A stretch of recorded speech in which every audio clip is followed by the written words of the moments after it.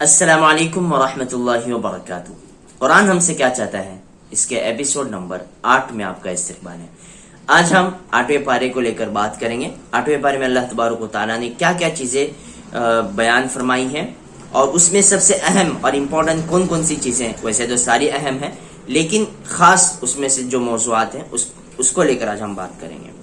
سب سے پہلی جو چیز اللہ تبارک و تعالیٰ نے یہاں پہ بیان فرمائی ہے نا 8ویں پارے میں، وہ اللہ فرماتے ہیں وَلَقَدْ خَلَقْنَاكُمْ ثُمَّ صَوَّرْنَاكُمْ ثُمَّ قُلْنَا لِلْمَلَائِكَةِ اسْجُدُوا لِآدَمَ فَسَجَدُوا إِلَّا إِبْلِيسَ لَمْ يَكُنْ مِنَ السَّاجِدِينَ۔ اللہ فرماتے ہیں ہم نے تم کو پیدا کیا، پھر تم کو صورت دے دی، پھر ہم نے کہا فرشتوں سے کہ آدم کو سجدہ کرو، تو سب سجدے میں چلے گئے سوائے ابلیس کے، وہ اس نے سجدہ نہیں کیا۔ تو اللہ فرماتے ہیں ہم نے اس سے پوچھا قال ما منعك الا تسجد اذا امرتك، جب میرا حکم تھا تو نے سجدہ کیوں نہیں کیا؟ قال انا خیر من، ابلیس نے کہا کہ میں آدم سے بہتر ہوں، خلقتنی من نار وخلقته من طین، مجھے تو آپ نے آگ سے بنایا اور اسے مٹی سے بنایا، آگ اوپر کو جاتی ہے، مٹی نیچے کو جاتی ہے۔ اللہ فرماتے ہیں قال فاهبط منها فما يكون لك ان تتكبر فيها فاخرج انك من الصاغرين، کہ تیری اوقات نہیں ہے کہ تو اس میں تکبر کرے۔ قال انظرني الى يوم يبعثون، فوراً شیطان نے مہلت مانگی۔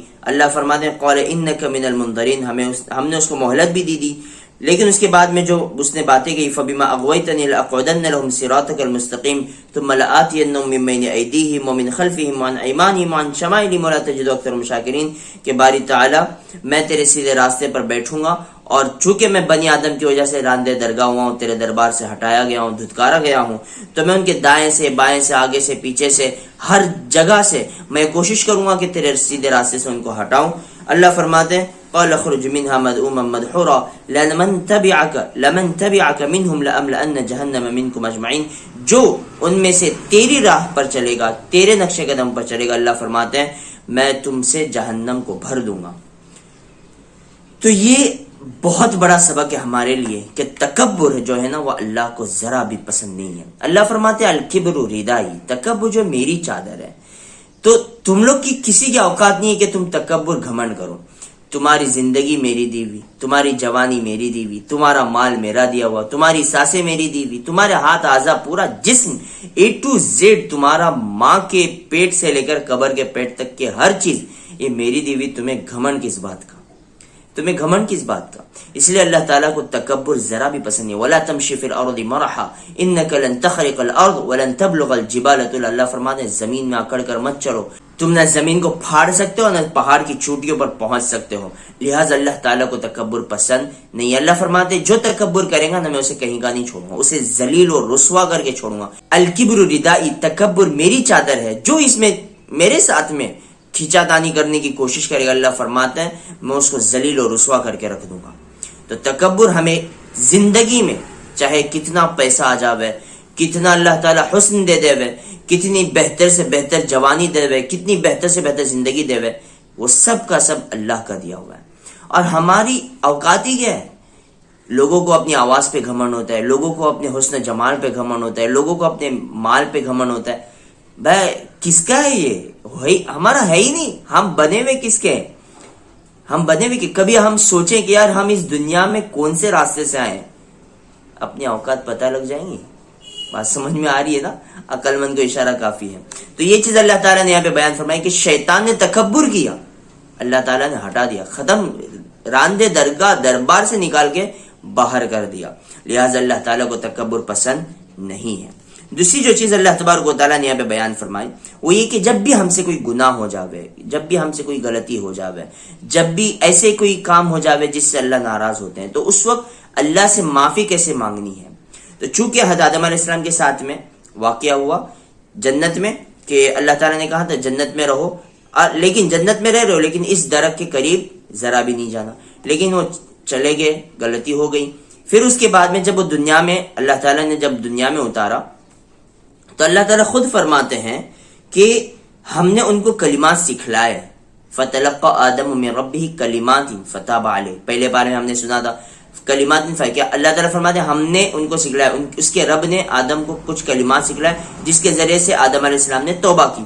تو وہ کیا کلمات تھے؟ تو وہ یہ کلمات یہاں پر ہے۔ اللہ فرماتے ہیں قال ربنا ظلمنا انفسنا وان لم تغفر لنا وترحمنا لنكونن من الخاسرین. یہ وہ کلمات ہیں جس کے ذریعے سے جب بھی ہم سے کوئی گناہ چھوٹا ہو یا بڑا ہو سرزد ہو جاوے فوراً ان الفاظ کے ذریعے سے توبہ کرنی ہے. اس لیے کہ اللہ تعالیٰ کے یہ الفاظ سکھائے ہوئے ہیں تو اللہ کو پتہ ہے نا کہ میں ان الفاظ سے جلدی مان جاؤں گا, تو لہٰذا ان الفاظ کے ذریعے سے ہم جلد سے جلد اللہ کو منانے کی کوشش کریں اور اپنی گناہوں سے توبہ و تائب ہو جائیں.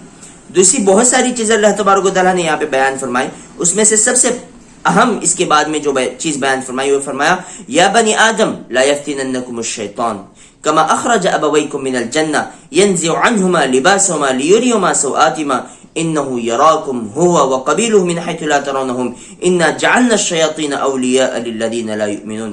اے بنی آدم, اے آدم کے اولاد, لا یفتننکم الشیطان, تمہیں شیطان کہیں پھنسا نہ دے وے, تمہیں شیطان کہیں اچک نہ لے وے, جیسا کہ تمہاری والدین کو یعنی آدم علیہ السلام اور اما حوا کو اس نے جنت سے نکالا ویسے کہیں تم کو راہ راست سے بھٹکا نہ دے وے. لہٰذا ہوشیار رہنا.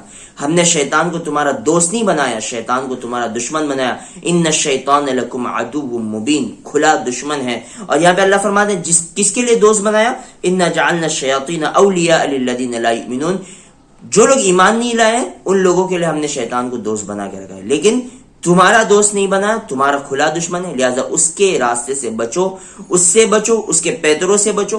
صحیح راستہ, شریعت کا راستہ, اللہ کا راستہ, نبی کا راستہ, قرآن کا راستہ اختیار کرو, کامیاب ہو جاؤ گے, اللہ تک پہنچ جاؤ گے, اللہ کی رضا حاصل ہو جاؤ گی. پھر تمہارا ٹھکانہ جہاں سے تم نکلے تھے وہ تمہارا ٹھکانہ ہوگا, وہ جنت تمہارا ٹھکانہ ہوگا. اور اسی کے لیے اللہ تبارک و تعالیٰ نے ہم کو اس دنیا میں بھیجا ہے. یہ 2-3 باتیں تھیں. اللہ تبارک و تعالیٰ سے بس دعا ہے اللہ ہم سب کو سیدھے راستے پر قائم رکھے, شیطان کے راستوں سے اللہ ہم سب کی حفاظت فرمائے, تکبر سے اللہ ہم سب کی حفاظت فرمائے. اور ساتھ ہی ساتھ جاتے جاتے آپ لوگوں سے بڑی مؤدبانہ گزارش ہے کہ اگر اب تک یہاں تک یہ ویڈیو کو دیکھا ہے تو لائک ضرور کیجئے اور اپنے دوست احباب تک اس ویڈیو کو زیادہ سے زیادہ شیئر بھی کیجئے. اور آپ ہمارے چینل پہ نئے ہیں تو سبسکرائب کا بٹن آپ کا انتظار کر رہا ہے, دبا کر جائیے.